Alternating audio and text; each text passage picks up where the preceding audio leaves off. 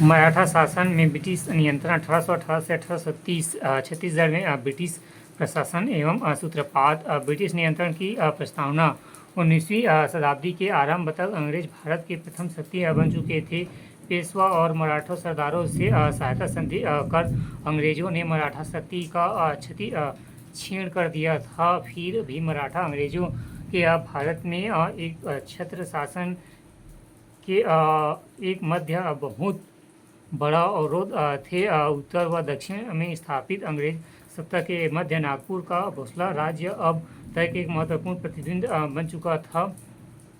अंग्रेज नागपुर राज्य पर अपना प्रभाव स्थापित करने हेतु सतत प्रयत्नशील रहते थे, किंतु रघुजी द्वितीय की दुर्दशा के कारण उनके जीवित रहते अंग्रेज अपने प्रभाव का विस्तार नहीं कर सके। 22 मार्च 1816 को रघुजी द्वितीय की मृत्यु के पश्चात राज्य में सत्ता संघर्ष आरंभ हो गया। राज्य में दो प्रतिद्वंद दल सक्रिय हो गए। प्रथम दल के नेता अप्पा साहब थे व दूसरे दल के बागाबाई एवं धर्मजय थे।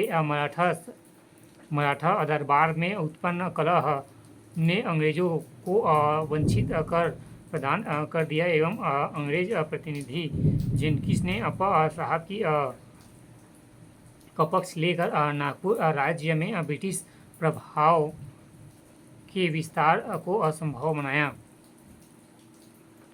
रघुजी द्वितीय की मृत्यु के पश्चात उनके पुत्र पर सूजी भोसला नागपुर के नए शासक बने, जो शारीरिक व मानसिक दोनों ही दृष्टि से निर्बल थे। शासन संचालन हेतु उन्होंने अपने काका अप्पा साहब को एजेंट नियुक्त किया। इस पद पर अप्पा साहब की नियुक्ति भावी घटनाओं के संबंध में नागपुर राज्य के दुर्भाग्य घटना कही जा सकती है। अप्पा साहब महत्वाकांक्षी व स्वार्थी व्यक्ति थे। अंग्रेजों ने अपने स्वार्थ की पूर्ति हेतु स्थिति का पूर्ण लाभ उठाया। तत्कालीन गवर्नर जनरल लॉर्ड हेस्टिंग ने भोसले राज्य में ब्रिटिश राज्य के विस्तार हेतु अप्पा साहब के साथ देने का निश्चय किया। अप्पा साहब भी अपने व्यक्तिगत आकांक्षा की पूर्ति हेतु राष्ट्रहित को बलि देते हुए अंग्रेजी सहयोग लेने हेतु तत्पर हुए एवं फलस्वरूप 27 मई 1816 को राज्य और अप्पा साहब के बीच सहायक संधि हुई। जब भोसला राज्य अपरोक्ष रूप से अंग्रेजी शिकंजे में जा पहुंचा और नागपुर राज्य में अंग्रेजी सत्ता की स्थापना का मार्ग प्रशस्त हो चुका। तत्कालीन परिस्थितियों में कोई भी घटना देश की उतनी ही महत्वपूर्ण नहीं थी जितनी वह संधि। इससे अंग्रेज को दक्षिण भारत के बुंदेलखंड